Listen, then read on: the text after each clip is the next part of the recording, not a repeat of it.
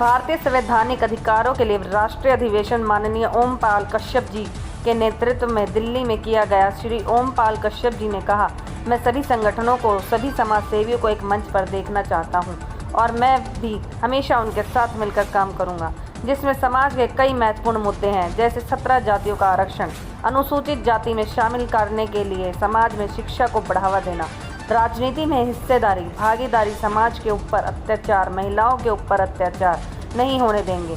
समाज को मुख्य धारा में लाने के लिए दिल्ली में छात्रावास बनाने के लिए सभी संगठनों के राष्ट्रीय अध्यक्षों ने इन्हीं मुद्दों पर अपनी बात रखी।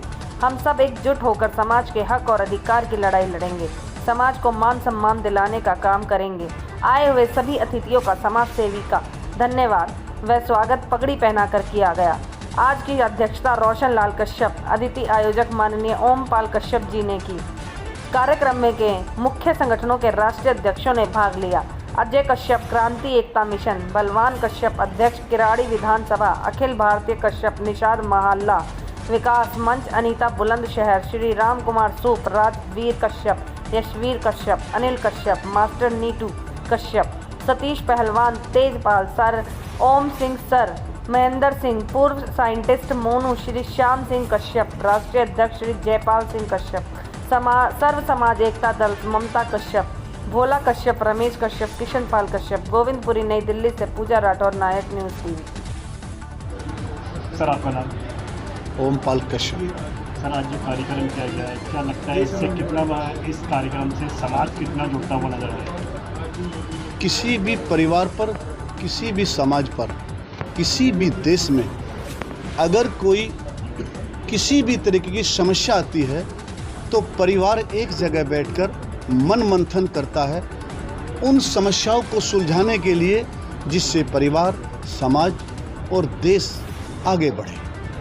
आज ये राष्ट्रीय अधिवेशन सेमिनार के रूप में जो रखा गया है, ये अकेले किसी एक व्यक्ति का नहीं है, ये देश के अंदर जो हजारों संगठनों के रूप में अलग अलग तरीके से कार्य कर रहे हैं, जो समाज की ताकत कमज़ोर दिखाई दे रही है, इन सभी भारतवर्ष के राष्ट्रीय अध्यक्षों को, संगठनों के लोगों को एक जगह बुलाकर एक समन्वय का परिचय के साथ उनके विचार लेकर आगे का जो हमारी रणनीति है, वो रणनीति है कि जो भारतीय संविधान में जो मौलिक अधिकार इस समाज को प्राप्त हुए हैं, वो आज तक क्यों नहीं लागू हुए।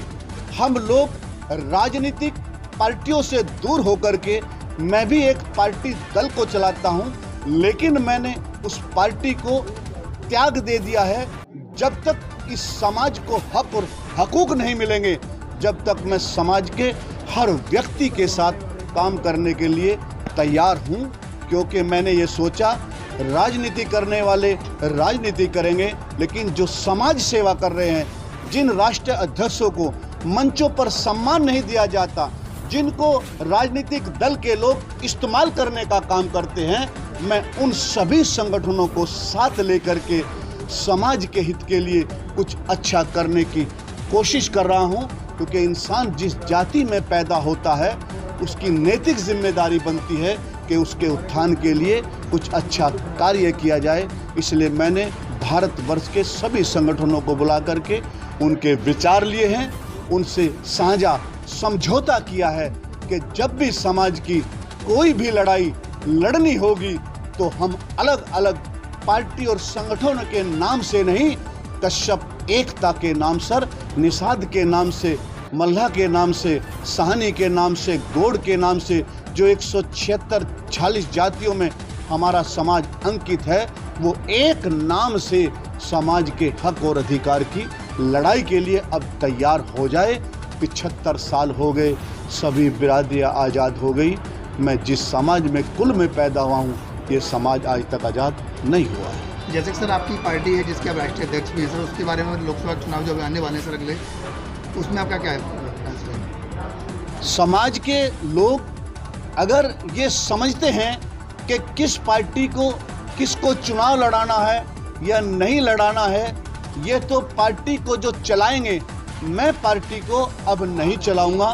पार्टी को चलाने वाले जो पदाधिकारी शेष बचे हैं, ये उनका निर्णय है कि वो पार्टी चलाएंगे या नहीं चलाएंगे।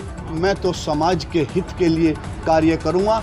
किसी भी पार्टी से, किसी भी दल से अगर कश्यप निषाद मल्लाह का बेटा चुनाव लड़ेगा, अगर वो निर्दलीय भी चुनाव लड़ता है, तो मैं उसको जिताने के लिए उसका प्रचार करूंगा। साथियों, आज के अधिवेशन में कहां से लोग मौजूद हैं और कितने संगठन आपके साथ जुड़े हैं? आज लगभग 160 संगठनों के लोगों को न्योता दिया गया था, जिसमें मौसम खराब होने के कारण कुछ लोग नहीं आ पाए, लेकिन हाजिरी 85% 90% की जरूर रही है।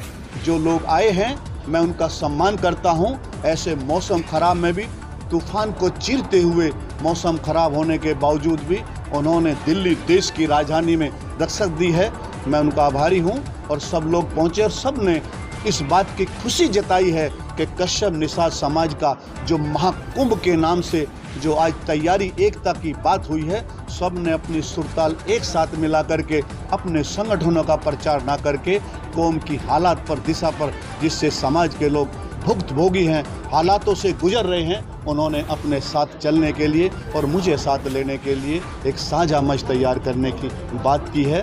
मैं उनके लिए, सबके लिए तैयार हूँ। उनकी भूरी भूरी प्रशंसा करता हूँ कि जो समाज हित में काम करता है। समाज सर्वोपरि है, मानव सेवा नारायण सेवा होती है। इसलिए आज से ओमपाल कश्यप किसी जाति द्वेष या पार्टीबाजी की ना बात करके मैं केवल इंसानियत और मानवता के लिए काम करूँगा। कुछ जो खास लोग हैं आपके यहाँ मौजूद हुए जिनको आपने जजेस घोषित किया, उनके बारे में थोड़ा सा बताइए। इस कार्यक्रम में सहयोग आदरणीय गुरचरण कश्यप जी हैं, राजवीर कश्यप जी हैं, हमारे जयपाल कश्यप जी हैं, जिन्होंने उमेश कश्यप हापुड़ से लड़के हैं, और दिल्ली के भी कुछ लोग हैं।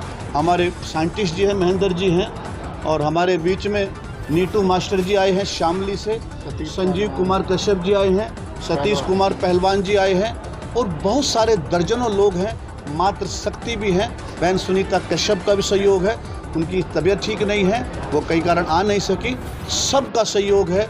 आज की अध्यक्षता कर रहे जो मंचासीन, जो कमिश्नर रैंक के लोग पहुंचे हैं, IAS IPS की तैयारी कर रहे हैं, एक जज की तैयारी कर रहे हैं, मिंटू कश्यप एडवोकेट साहब, हमारे केसी कश्यप साहब, सभी लोगों का मैं धन्यवाद करते हुए सब लोग आए हैं और सब लोगों ने आश्वासन दिया है। कश्यप समाज जिंदाबाद, कश्यप समाज जिंदाबाद, कश्यप एकता जिंदाबाद, कश्यप एकता जिंदाबाद, कश्यप एकता जिंदाबाद, हम सब एक।